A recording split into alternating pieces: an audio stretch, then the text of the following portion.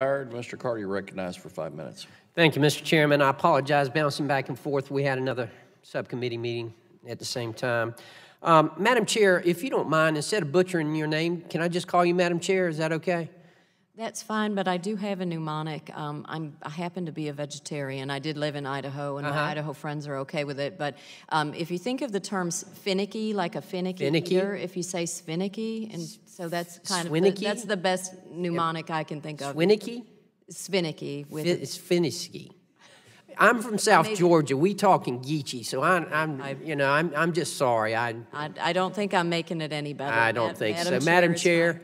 Madam Chair, I want to talk about accident-tolerant nuclear reactor fuels. From what I understand, this is a game changer, and potentially it could be.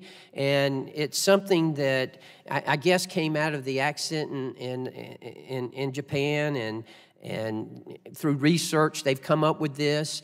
You know, I represent Southeast Georgia, near Plant Vogtle, where we're currently building the 2 reactors, and I'm glad that they're following up on that, and they've decided to complete that project instead of abandoning it. But at the same time, Southern Company just recently announced that at Plant Hatch, another nuclear facility near there, that they are actually going to be loading the lead test assemblies for what is known as the accident-tolerant fuels, or ATF, if you will, and that this was a first for the industry. So my question is, what do you think about them? Is this a potential game changer, the ATFs? Well, as you know, the loading of the lead test assemblies at Hatch is among the first in the nation. We have some other proposals that we know utilities will be inserting assemblies. And accident-tolerant fuel is a generic term. There are various fuel vendors that are developing potential new fuels that fall under that heading. And this is the first step, is to collect the performance data from the lead test assemblies at Plant Hatch and other locations. If the concepts prove out and the materials perform as predicted, which is, again, needs to be demonstrated, these fuels will have the ability to retain what we call source term and behave better in certain severe accident conditions. So you would have the potential for a diminished consequence off of the reactor site should a low probability accident occur. So potentially it could be a game changer, potentially.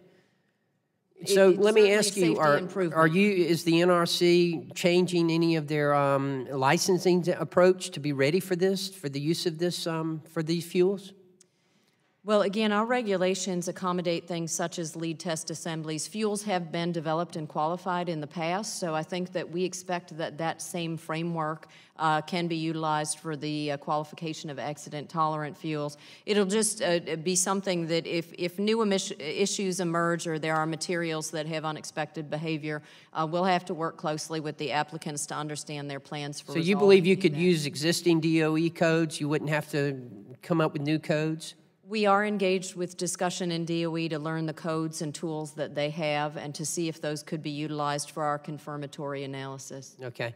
Mr. Burns, Mr. Barron, thank you for having pronounceable names, but I wanted to ask you about Plant Vogtle. As you know, there's been a lot of problems down there, particularly in the permitting, and it's been such a drawn-out process that, you know, we've actually had Toshiba and Westinghouse, you know, went bankrupt, went out of business as a result of this, and I just want to know what the NRC can do to speed up the permitting process. I mean, obviously, we all want safety, but at the same time, not all of the blame goes on NRC for the permitting process, but some of what they were concerned about was the permitting process and all the hoops that they had to jump through in order to get things permitted.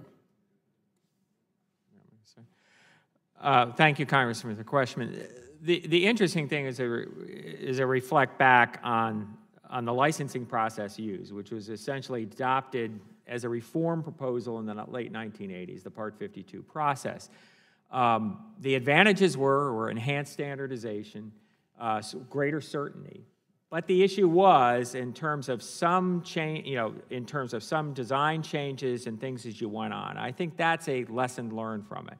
I think one of the things we're working through with with Southern now is on the confirmatory items called ITAC. These are those last, in effect, the checklist when you're getting ready toward operation, and in terms of how they can be consolidated. So, if anything, I think there are lessons learned there. I think we're trying to take those to heart. One of the things I would say, too, is going back, is you look at, you had a design that wasn't fully certified. While the applicant was coming in with the application for the license, they had to wait for Westinghouse to get through it. That's a little bit different than I think the expectation how the process would work. But again, where I think we have some learning on some of these things in terms of change processes once the license is issued. And I think we're seeing some of that applied, particularly as we go into the advanced reactor technology. Because well, I hope, as you say, I hope there were lessons that were learned, because we don't want this happening again. We need nuclear energy. I'm a proponent. I'm on all of the above, and I believe that this is clean fuel that we need, and we just need to learn our lessons from what was obviously, some serious mistakes that were made along the way. Thank you, Mr. Chairman. I yield back. Gentleman's time has expired.